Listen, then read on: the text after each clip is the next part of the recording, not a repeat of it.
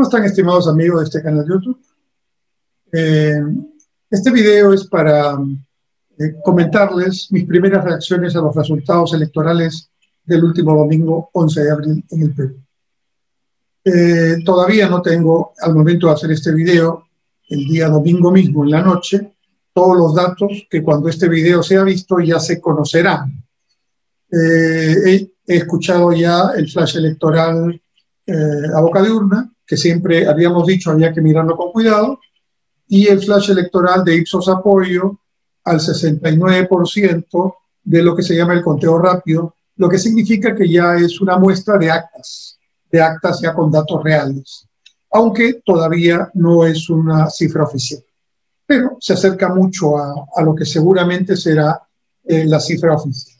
Entonces, aún con la limitación de no tener al momento de hacer este video el conteo rápido al 100%, ya vemos que claramente hay un candidato que sorprendió y se despuntó del resto, es el señor Castillo, de Perú.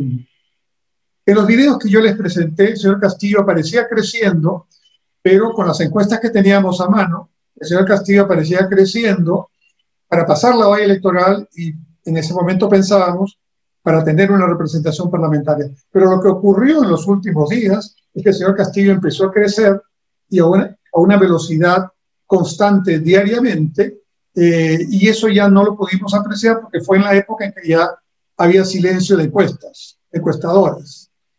Y las encuestadoras sí lo estaban notando, pero no lo podían decir. ¿Por qué subió el señor Castillo de manera tan rápida para lograr el porcentaje con el que estaría pasando a la segunda vuelta en primer lugar?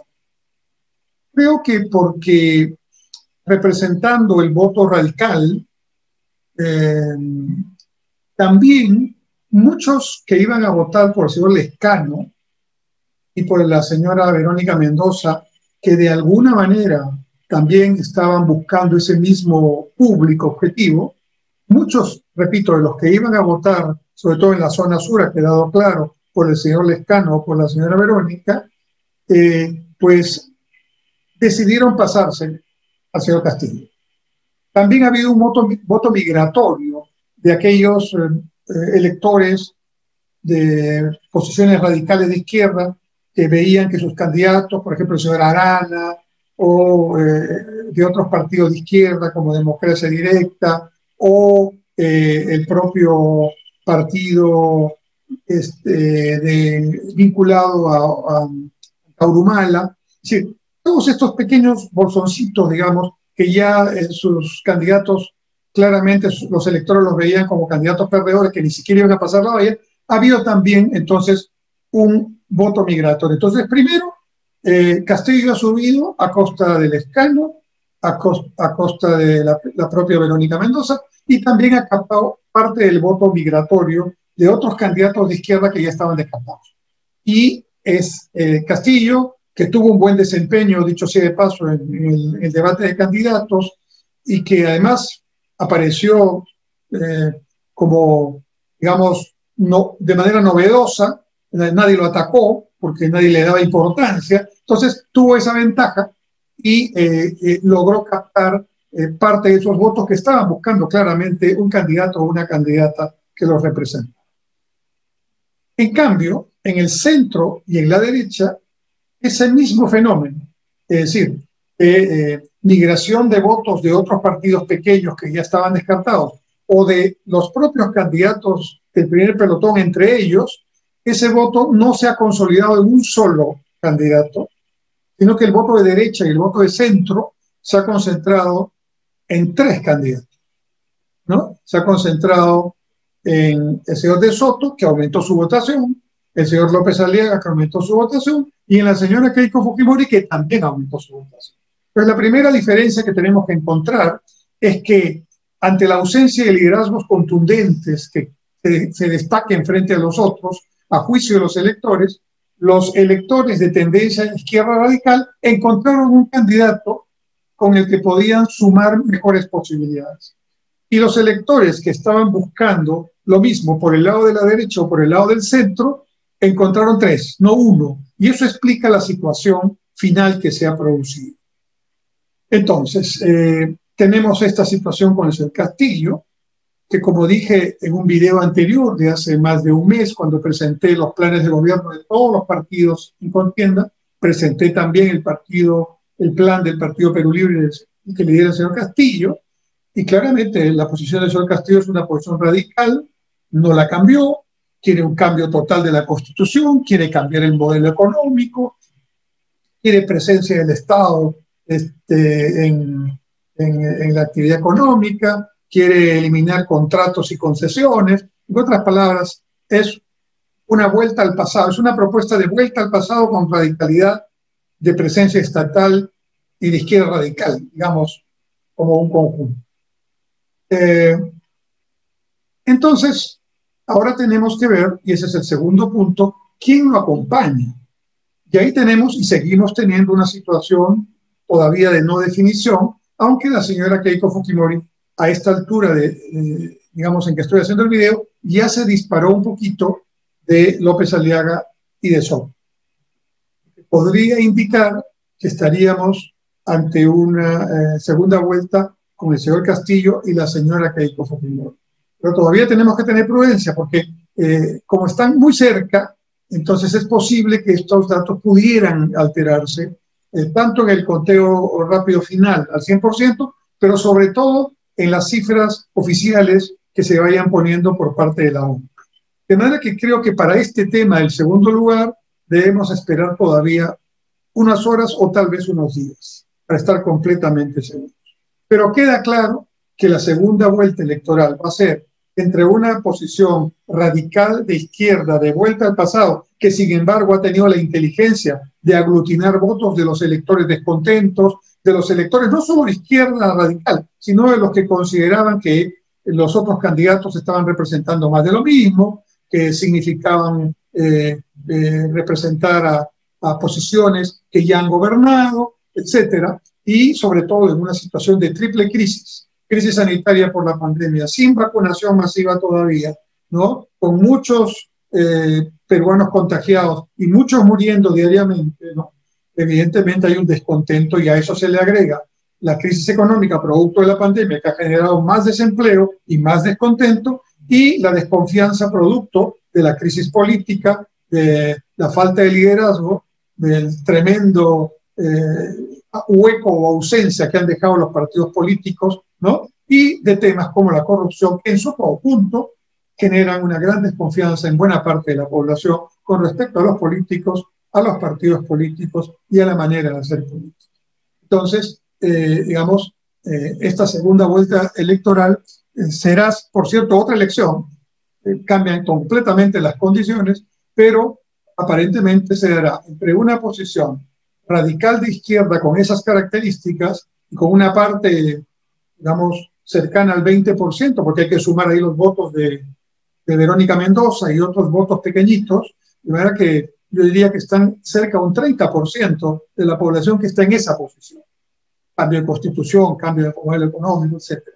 Y otro candidato o candidata, puede ser la señora Fujimori, puede ser el señor López Aliaga, puede ser el señor de Soto, aparentemente la señora Keiko Fujimori con mayores posibilidades, que representan, cada uno en su estilo, el no cambio de la Constitución de manera radical. Se pueden hacer variaciones, pero no hay que cambiar la Constitución completamente, pero sobre todo la no modificación del modelo económico en sus aspectos esenciales, que es lo que permite que haya estabilidad económica y que las inversiones vengan, que podemos tomar endeudamiento, entre otros temas que no podemos perder. Y entonces eso será el debate de la segunda vuelta. Hasta ahí lo que podemos comentar en este momento sobre lo que puede pasar con este escenario electoral después del 11 de abril.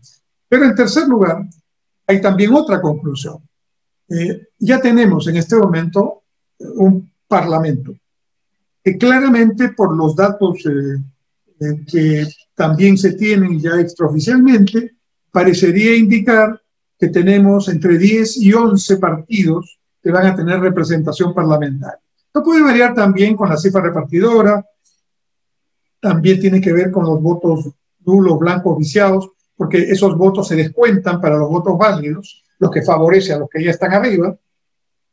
Curioso, como yo lo decía en otro video, quienes votan protesta, en blanco, viciado, lo que están haciendo es ayudar a quienes critican, a quienes no quieren que salgan, porque los votos viciados y blancos se descuentan para efectos del 100% en base al cual se va a repartir los curules.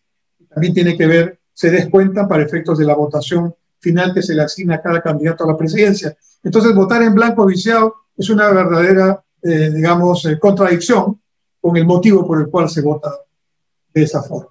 Muy bien, eso es lo que está pasando. Entonces, ahora vamos a tener un Congreso fragmentado con 10 u 11 partidos, pero la buena noticia es que como mucha gente ha votado cruzado, ¿no? Hay partidos que van a tener representación en el Parlamento aparentemente, ¿no? Como es el caso de Somos Perú, ¿no? Y del propio Partido Morado, podría ser todavía, esto puede variar, pero que sus candidatos presidenciales han tenido un comportamiento ya muy decepcionante, una votación muy baja, ¿no? Hay otros partidos que no obstante su posición ha quedado con el candidato presidencial a media tabla, digamos, tiene un voto al Parlamento mucho mayor y muy fuerte. Es el caso de Alianza para el Progreso, ¿no? Y por otro lado hay otros grupos como el del FREPAP, ¿no? Que no teniendo candidato a la presidencia se presentaron al Congreso y que parecería no estarían en esta oportunidad entrando al Congreso. Pero eso es un tema que también tiene que definirse cuando se vayan ajustando los datos en los próximos días.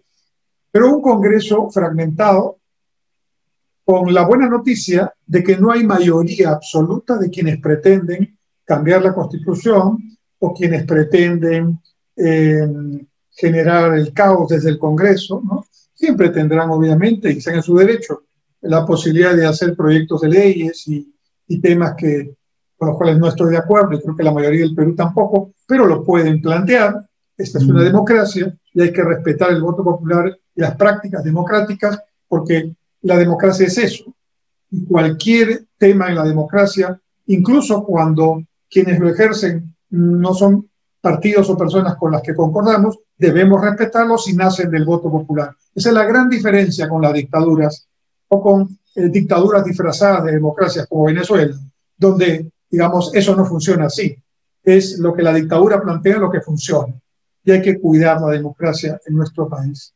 Entonces, veremos en otros videos más adelante, ya cuando sepamos la conformación exacta del Congreso, con los partidos y sobre todo los congresistas que salgan elegidos, qué capacidad de diálogo y de consenso se puede buscar. Pero la buena noticia es que la mayoría de los partidos que van a estar representados en el Congreso garantizaría desde el Congreso por lo menos que cambios constitucionales, cambios abruptos de modelo económico y otras cosas de ese tipo demagógicas no estarían en posibilidad de hacerse. No habría mayoría ni los votos calificados para eso. En cuarto lugar, un comentario también ya de fondo. Los peruanos hemos demostrado el domingo 11 de abril que a pesar del tremendo temor que tenemos de estar contagiados porque no nos hemos vacunado, sin embargo hemos hecho un gran esfuerzo por asistir a votar, aun cuando las condiciones de la votación no fueron las mejores. Realmente, aunque se dieron medidas de fraccionamiento en el tiempo y de las primeras horas para las personas con, digamos, mayor fragilidad, personas adultos mayores, etcétera, sin embargo, se tenía que haber pensado en la posibilidad de que por falta de vacunación y por temor, los miembros de mesa no asistieran. Y eso ocurrió en muchas mesas y en muchos locales de votación. Y lamentablemente perjudicó a la votación de los adultos mayores, que fueron los que asistieron temprano, pero las mesas, digamos, no podían ser cubiertas por ellos voluntariamente, porque son personas que están muy frágiles frente al contagio. Tenían que ser cubiertas por personas más jóvenes, y las personas más jóvenes venían más tarde. Entonces, realmente muchos adultos mayores han pasado mucho sacrificio para votar, y otros incluso no han votado, porque tuvieron que retirarse, dado que las mesas recién se abrieron a las 11 o entre las 11 de la mañana y las 12.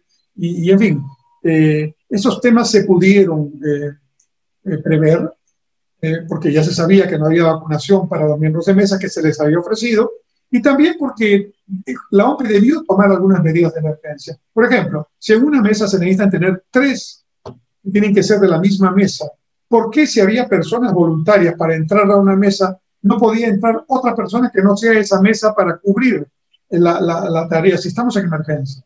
¿O por qué no eran 2 en lugar de 3? Ahí a la OMPE le ha faltado reflejo para tomar decisiones frente a las circunstancias que se estaban presentando. Finalmente, creo que también ya a esta altura se está consolidando estructuralmente algunos temas que ya hemos comentado. Creo que estamos en este momento terminando un ciclo de los partidos políticos en el Perú.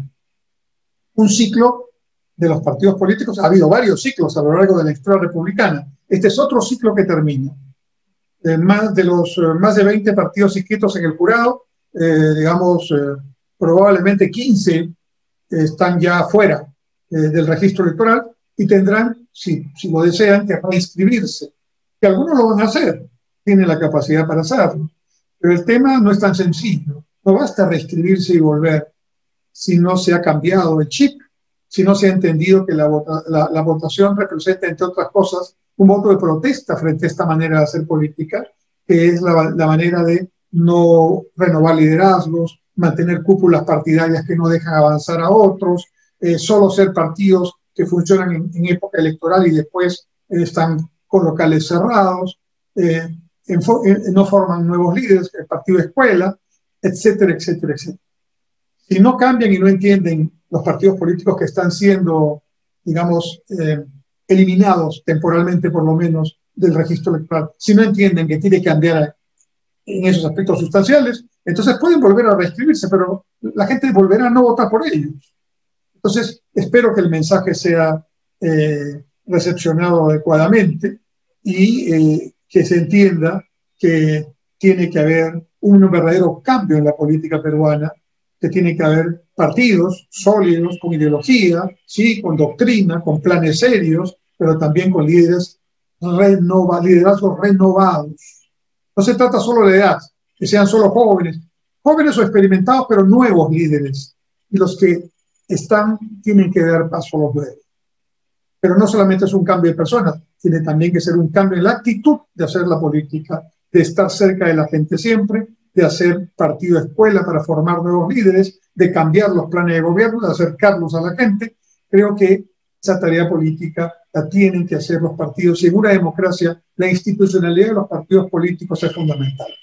Para que vuelva la credibilidad en los partidos, pues los líderes tienen que predicar con el ejemplo, con transparencia, con nuevas ideas, con nuevos métodos, y eso no lo estamos viendo. Por eso tanta improvisación, por eso tantos candidatos y por eso estos votos fragmentados y estos resultados que estamos viendo. Esos son nuestros primeros comentarios, nuestra primera reacción. Vamos a seguir hablando de este tema en los próximos días. Muchas gracias.